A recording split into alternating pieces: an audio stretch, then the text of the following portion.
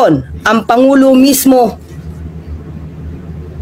gustong luminis ang bansang ito.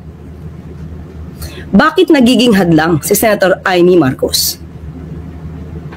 Anong gusto mong patunayan sa mga sinabi mong ganyan? Matagal ng issue to at napatunayan na to na hindi totoo ang bintang na yan. Ginawa nyo yan para siraan lang ang Pangulong Marcos Jr. Nagpagawa pa kayo ng AI-generated na video. Pero nung hindi umubra at napatunayang peke, lahat na lang ng pagbibintang para masira ang Pangulo, ginawa nyo. Pero lahat yan, peke. Lahat yan, fake news. So, Senator Amy, sana naman, maging makabayan ka. Tumulong ka po sa pagpapaimbestigang ginagawa ng sarili niyong kapatid. Tuligsain na lahat ang mga korap. Huwag niyo pong kampihan. Huwag niyong itago. Hayaan natin magtrabaho ang Pangulong Marcos Jr. para masawata lahat itong korupsyon na to. Kanino pong supporter ulit? Vice President Sara Duterte. So kailangan pa po bang i-memorize ito? Lahat naman yata ng supporter ng Vice Presidente ang nais ay paalisin sa pwesto ang Pangulo. Bakit? Para pumalit ang Vice Presidente? So, option ba ito? The President is still working and keeps on working for the country. So, hindi po option sa administrasyon, sa Pangulo ang pagbibitiw. Ang Pangulo ay matapang, nahaharapin kung ano man ang suliranin ng bansa. At sila mga nag-iingay, sila ay ingay lamang. Napapanood ko yun. Naawa ko kay Pangulo, hindi ko siya kamag-anak, hindi naman kami close. Pero naramdaman ko unang-una bilang sa Pilipino, naawa ko sa kanya. Imagine the pain that he was undergoing, watching his own sister, lambasting him like that. I have only one statement. Sure. It could be the defining moment of her political career. Meaning, sir? Aba, you can take it any way you want. Sir, baka misinterpret na naman tayo. Pwede makasama, pwede makabuti. Correct. So I said, defining moment of her political career. Possible impacts sa... Do you think the country is still stable? SP, do you think the government is still stable with all these accusations? Well, I think we are. Listen to my interpellation. Listen, mamaya, you see how stable we are. We're stable. Nakakadismaya itong ginagawa ni Senator Amy Marcos na ito, na sinisira niya hindi si BBM kundi sinisira niya yung buong pangalan ng mga Marcoses. Napakatagal ng panahon, more than 30 years, no? 36 years na niyuyurakan, sinisipa, dinadaganan, tinatadyakan ang kanilang pangalan sa paninira. Na ngayon na ang mga Pilipino ay nagising sa katotohanan na lahat ng paninira ay isinantabi nila at kanilang ibinoto si Pangulong Bongbong Marcos para maituwid ang kasaysayan at upang gumanda ang takbo ng Pilipinas at makabawi tayo sa lahat ng mga pangyayaring mga lumugmok sa ating bansa.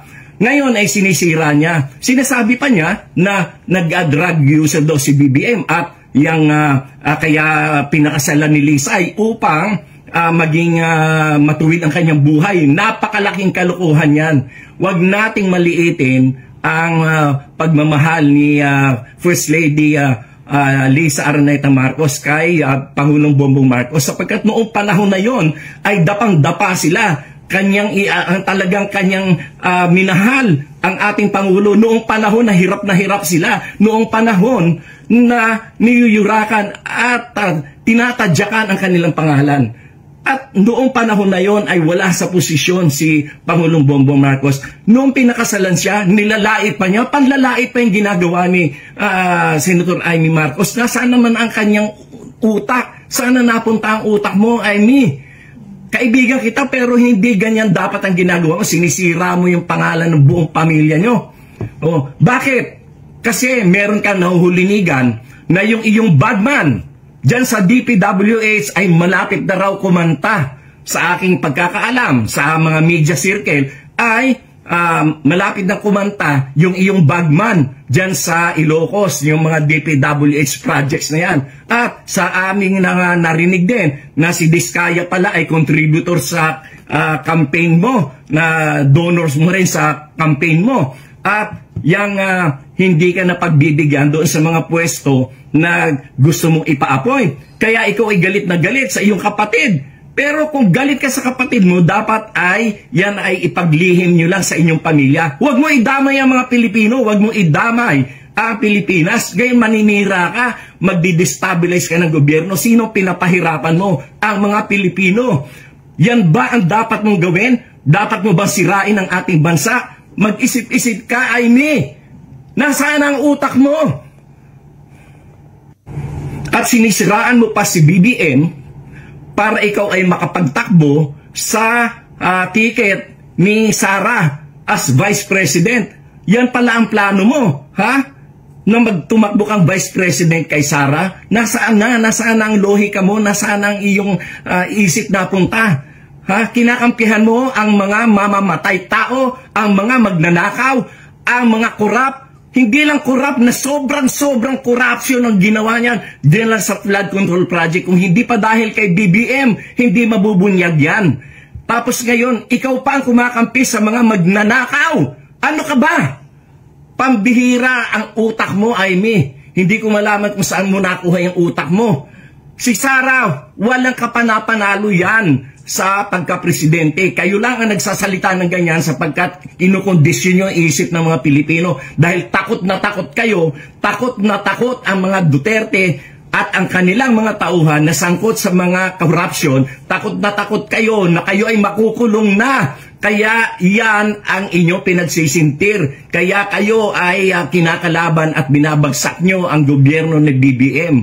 Hindi kayo mananalo sapagkat nasa likuran ni BBM ang milyon-milyon na mga Pilipino na naniniwala na ang buhay natin ngayon ay mas maganda at mas may tinatahak na direksyon kaysa naman nung nakaraang panahon na wala talaga, na wala, sabog-sabog lahat. Kaya Aimee, mag-isip-isip ka. Hindi ka namin papayagan dyan sa ginagawa mong yan. Sapagkat kami mismo, kami mga Marcos loyalist, kami mga taong mga Pilipino na naniniwala sa kagandahan ng ating demokrasya ang magiging kalaban mo. Hindi ka naman nanalo kahit kailan. Gusto niyong pag-resign si BBM? Iilang piraso lang naman kayo na nagsasabi niyan. Takot na takot kasi kayo na malapit na kayong makorner, malapit na kayong makasuhan, malapit na kayong makulong kayo na mga kalaban ng politika sa administrasyong BBM.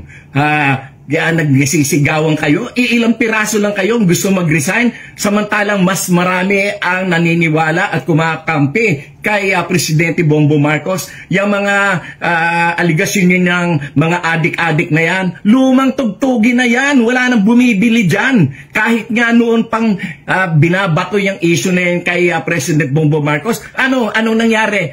For the first time, ang majority elected president ang ating naihalal for the first time. At for the first time, nagkaroon ng boto na pagkarami-rami ng 31 million plus. At yan ay kauna-unahang nangyari. At yan ay kahit sa kabila ng paninira kay BBM na siya ay adik, na siya ay kung ano-ano mga ibinato sa kanya, and still, ibinoto siya ng mga tao ng napakarami for the first time majority sa presidential election. At yung mga adik-adik nan, lumang tugtugi na yan, wala nang bumibili dyan. Kayo lang na mga bumibili dyan, yung mga kulang, yung mga bobo